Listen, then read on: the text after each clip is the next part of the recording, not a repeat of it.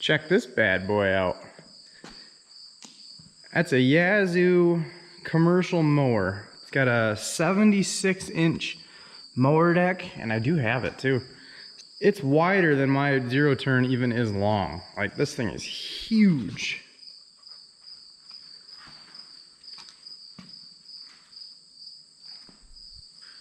And that actually goes right on the front of it right here. I guess it's just a cable you use to lift it up and down, but and then somehow it looks like it just drives off of the pulley on the front of the motor, runs over these guys, and then goes under that mower. But that's a big mower, and it actually steers right in the back. You sit over the steering wheel on it. So I got this thing on an estate sale. I got it for like 75 bucks. It doesn't run, and it sat in the barn for, I don't even know how long, years and years and years. So as far as I could tell, it should run. So I'm gonna see if I can get it running. So probably one of the first things to do would be, so I got oil in it. Yeah, it's not even really dirty looking. Okay. It's like, I did put a different fuel filter on here because I was cranking on it, and then the fuel was dribbling out of it. It actually never made it up into here. I quit pumping on it just because I probably should, if I can get this off, suck the old gas out of here, because it doesn't even smell like gas anymore. So I'm gonna suck that out, and then we'll see if it'll pump up into this filter at all. So the carb on it, when I was messing with it, this screw right here, you actually back out to drain the bowl for the carburetor. It was already backed all the way out. So I think somebody had the hindsight to drain the fuel out of it before they put it up. Maybe it quit running or something, I don't know, and they drained it. So I'm thinking I might not have to open the carb up. That'd be cool if I didn't have to, but no big deal if we have to, I guess. So let's get the gas out of that.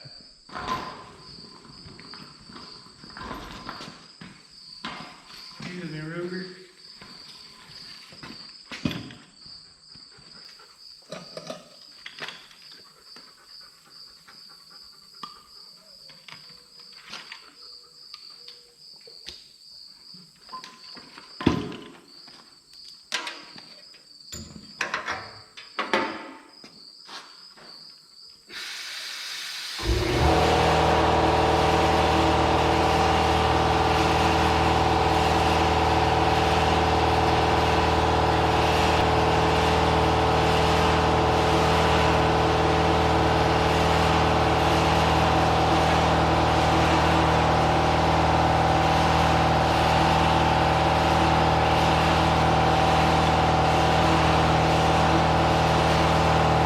In there.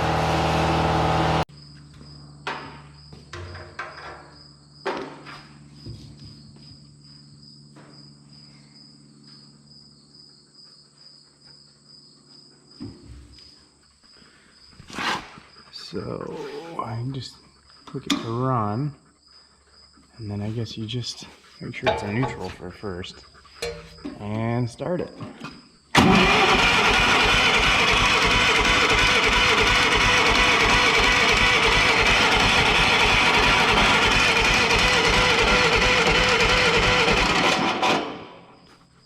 You can see a little bit of fuel in there. Looks like it's trying to pump it.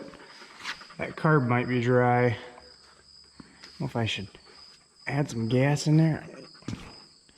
No, we're gonna do it the interesting way. Oh, something stinks. Yeah, what did you roll in, dude? You stink. Yeah, you're happy about it though.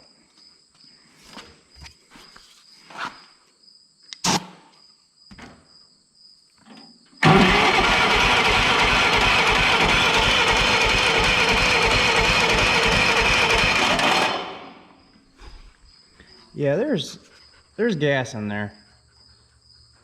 Like, I can see it pretty good. Might be a little hard to see. The lighting's not great in here today. You know, I wonder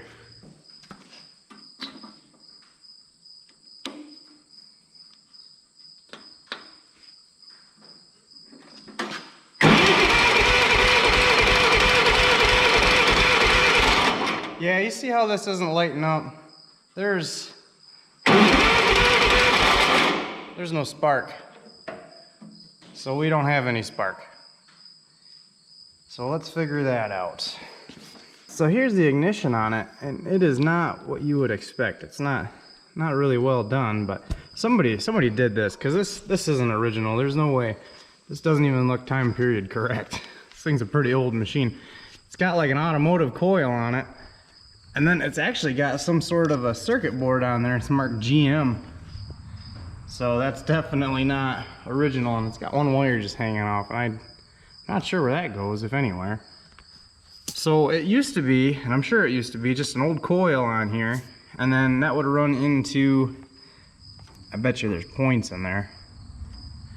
So it would run from the coil, and then it would run into, there's points in here, and that would fire the coil or not. Let's do a little prodding here. Alright, so looking on this a little more, I just want to see if this thing's making the connections where it should be first before I even mess with converting out of this. So essentially what it would be is you'd have a coil here, and there'd be a power wire coming into the coil, and after it would go into the coil, and then the ground side of the coil would run into, I'm pretty sure there's points in here, it would run into the points. So when this engine's cranking over, these points by a little camshaft would be opening and closing. And when it closes the circuit, power can run in from the ignition, from the battery to the ignition, and it would go to the coil. It would go through the coil, then it would go through the points, which are closed, which go to ground, and that would complete the circuit. And when that coil, or when those points open, it disrupts that circuit. And a winding is essentially what this coil is a whole bunch of windings. And when that is disrupted, the coil collapses, and it creates like a big burst. I don't know what you want to call it, but like a big voltage spike. And then from there, so this coil is kind of taking place of that coil. And from there, when that coil goes off, it's going to actually put power into, I don't know what you want to call it, your primary, maybe. And maybe you'd call it your secondary. I don't know. It doesn't matter to me.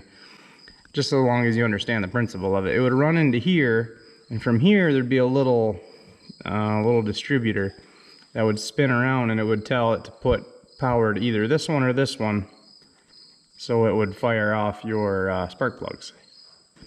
Like I said, maybe not the most technical term of it, but you understand the basics of it, and that's all you really need to do to get it working. So I should, from this wire, be able to get ground.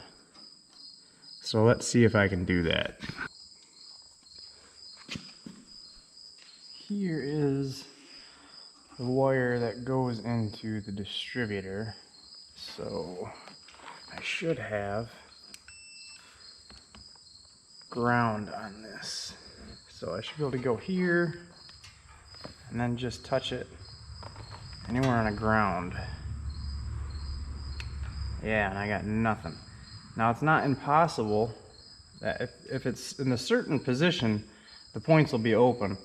So what you want to do is just turn it just a little bit. Check it again. Nothing. Now there's nothing there. I think I should have something there. I'm pretty sure. Let's pull this cover off.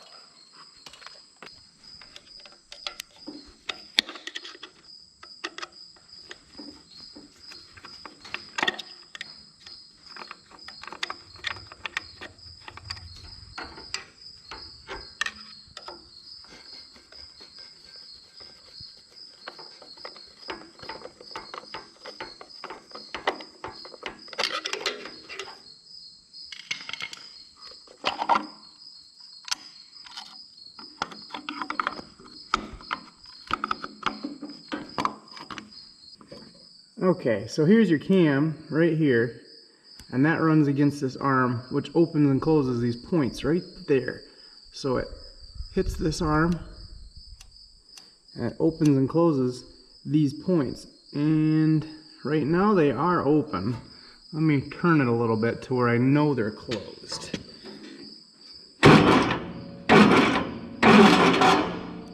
Okay, they're closed right now. So I should have continuity from my ground wire to the points to the ground. If I don't, that means these are dirty and they need to be cleaned. Okay, so I got my meter. Okay, here's the ground wire. And then I should be able to, yeah, there's no ground. Oops.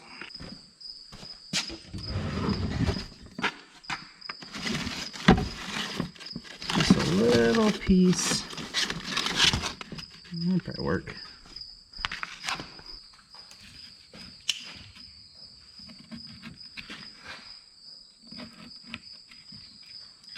So a little itty bitty piece of sandpaper.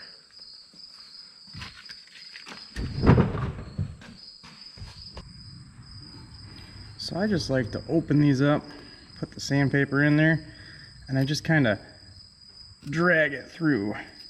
Maybe push a little pressure on it, but usually the spring pressure when they're trying to close themselves is enough. So just kind of drag it and then flip it over because it's just a one-sided sandpaper. Same thing on the other side.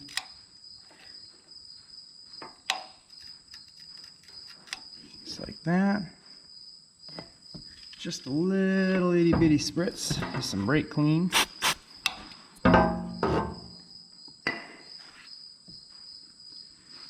And let's check our connection now.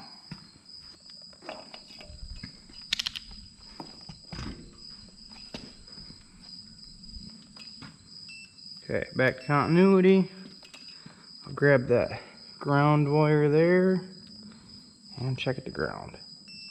Oh yeah, we got a ground now. You know, I'm thinking this thing will just fire right up. I don't see any reason it won't. Let's see if that fixed it. So I gotta put it back together now.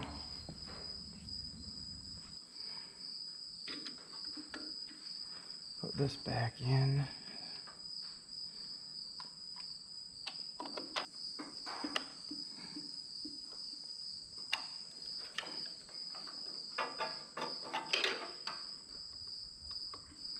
Yeah, this thing was sitting in the back barn, like in the back corner of the barn, and it just kind of covered with some junk, and it was dusty and all dirty. It looked like it hadn't been moved or even looked at in years.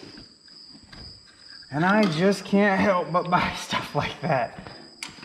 To run and see what happens.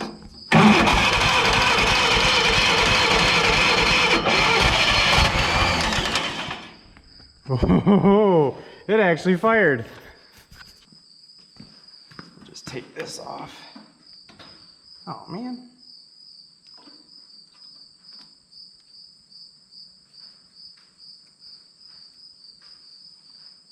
I think I bought this at an old flea market, and it was one of those fly-by-night kind of guys where they sell you a hunk of junk, and then before you can complain about it or go back, they're gone the next day.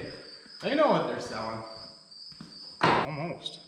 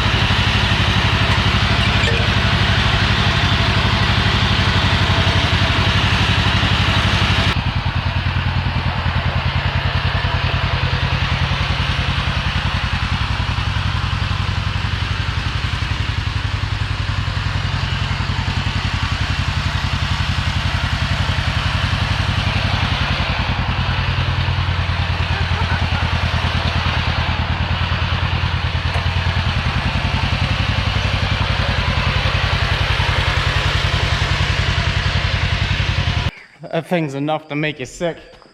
It's pretty cool though.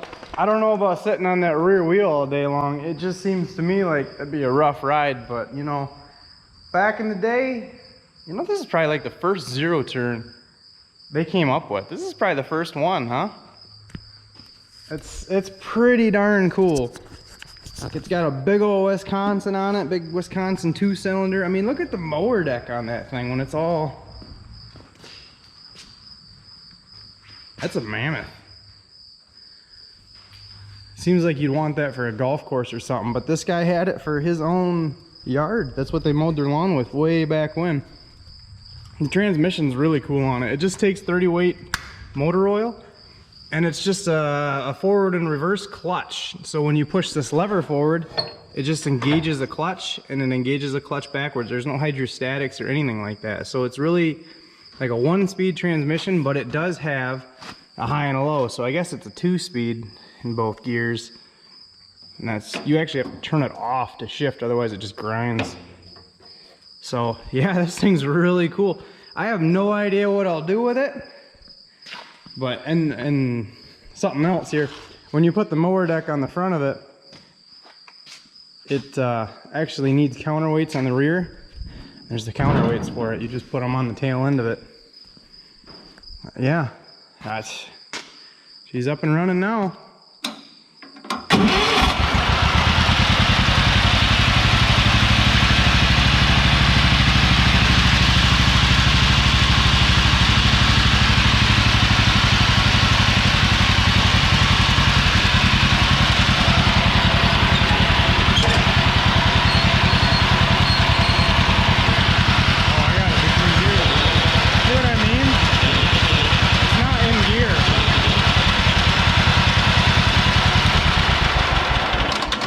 Gear, you actually, you notice how it grinds when it's not in gear. So this right here is low, so now it's in low. You're going to turn your run on.